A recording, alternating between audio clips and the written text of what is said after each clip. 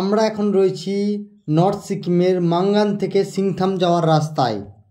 लेकिन हम लोग को 100 में 50% कैश देना पड़ेगा, तब हम जमीन दे सकते हैं। कैश तो स्टेट गवर्नमेंट देगा ना, हमें जो बिल देगा हम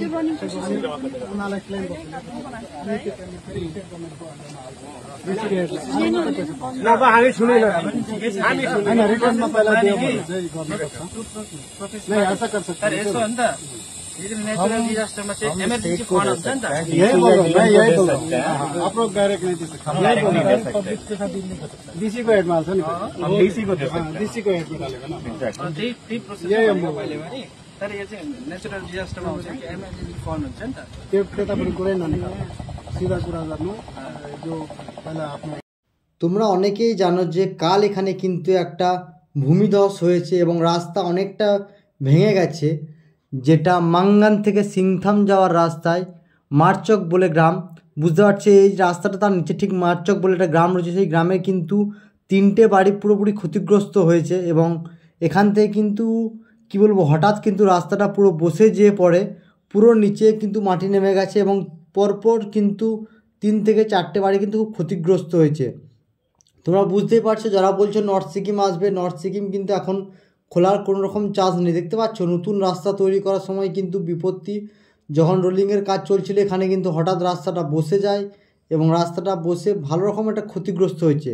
সিকিমের এরকম আপডেট ভিডিও পাওয়ার জন্য অবশ্যই এই চ্যানেলটাকে কিন্তু সাবস্ক্রাইব করে রাখতে হবে, পাশে থাকা বেল আইকনটাকে প্রেস করতে হবে।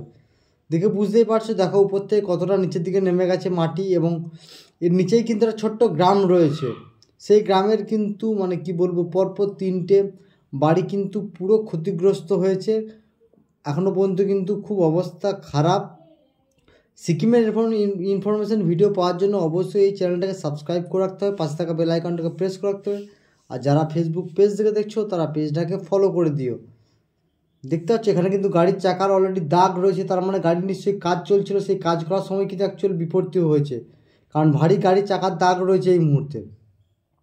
এবং রাস্তাটাও কিন্তু জাস্ট নতুন এখানে তৈরি হচ্ছে। দেখতে পাচ্ছ স্থানীয় মানুষদের একটা বিক্ষোভ রয়েছে, এখানে প্রশাসন থেকে আরম্ভ করে সমস্ত উপরমহলের লোক কিন্তু এসেছে এবং তারা আলোচনা করছে যে রাস্তায় কীভাবে কাজ করা যায়। সামনে নিচে তোমরা দেখতে পাচ্ছ তিস্তা নদী, তোমরা দেখতে পাচ্ছ নিচের দূরে ওই তিস্তা নদী এবং তার ঠিক কোলে কিন্তু একটা গ্রামও আছে। তো নর্থ সিকিমের আপডেট ভিডিও যারা চাইছে তারা বলে রাখো তাদের জন্য এই ভিডিওটা। এবং দেখতে পাচ্ছ নিচে তিস্তা নদী আর নিচে দেখছো যে গ্রাম, এটা হচ্ছে গ্রাম। ছোটো ছোটো দেখো অনেকগুলো তোমরা ঘর দেখতে হবে, এখানেই কিন্তু অ্যাকচুয়াল 3টে ঘর কিন্তু ক্ষতিগ্রস্ত হয়েছে।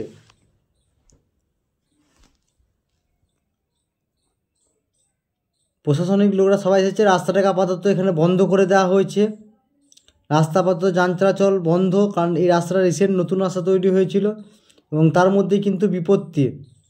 কাল বিকেল দিকে কিন্তু এই ঘটনা, কাল বিকেল দিকে কিন্তু তোমরা অনেকে দেখে থাকবে, কাল বিকেল দিকে কিন্তু এটা ধসে যায়। এবং এই মুহূর্তে কিন্তু আপাতত তুমি জেনে রাখো যে নর্থ সিকিমের লাচেনের রাস্তা কিন্তু খোলা খুব চাপ, লাচেন এবং লাচুং এই দুটো রাস্তায় কিন্তু খোলা খুবই চাপ, কারণ এখানে রাস্তায় প্রচুর জায়গায় ধস আছে, প্রচুর জায়গায় রাস্তা কিন্তু এখনও ঠিকঠাকভাবে তৈরি হয়নি, ব্রিজ এখনও ঠিকঠাকভাবে তৈরি হয়নি, অনেক কটা ব্রিজের প্রবলেম আছে। তো তোমরা ধরে রাখো পুজোর আগে হয়তো কোনোরকমভাবে চেষ্টা করা হচ্ছে নর্থ সিকিমের লাচেন এবং লাচুংকে খোলার, তবে কনফার্ম এখনও পর্যন্ত কিছু বলা যাচ্ছে না, কারণ বুঝতেই পারছো রাস্তা তৈরি হচ্ছে, রাস্তা এখনও ভাঙছে। যেহেতু বর্ষাকাল রয়েছে তাই বর্ষা না পেরোলে কিন্তু রাস্তার সঠিক কাজ এখন কিন্তু করা মুশকিল। এরপরে পিচের কাজ হবে, তবেই কিন্তু ঠিকঠাকভাবে রাস্তা প্রপার তৈরি হবে, কারণ এই রাস্তাগুলো এখনও পর্যন্ত কমপ্লিট হয়নি, যে কোনো সময় রাস্তাগুলো কিন্তু ধসে পড়ছে। পুজোর সময় তোমরা কারা কারা নর্থ সিকিম আসতে চাইছো প্লিজ একটু কমেন্ট করে জানিও। এবং নর্থ সিকিম সম্পর্কে আরও কিছু যদি তোমাদের জানার থাকে তোমরা কমেন্ট করো, আমি তোমাদেরকে কমেন্টের উত্তর দেওয়ার চেষ্টা করব। এবং ভিডিওটা যদি ভালো লেগে থাকে প্লিজ বন্ধুরা সবাই একটা করে লাইক এবং একটা করে কমেন্ট করে দিও। আর চ্যানেলটাকে যারা সাবস্ক্রাইব করোনি তারা প্লিজ চ্যানেলটাকে সাবস্ক্রাইব করে দাও। যারা নতুন আমার ভিডিওগুলো দেখছো আশা করি তোমাদের ভিডিওগুলো খুবই ভালো লাগবে।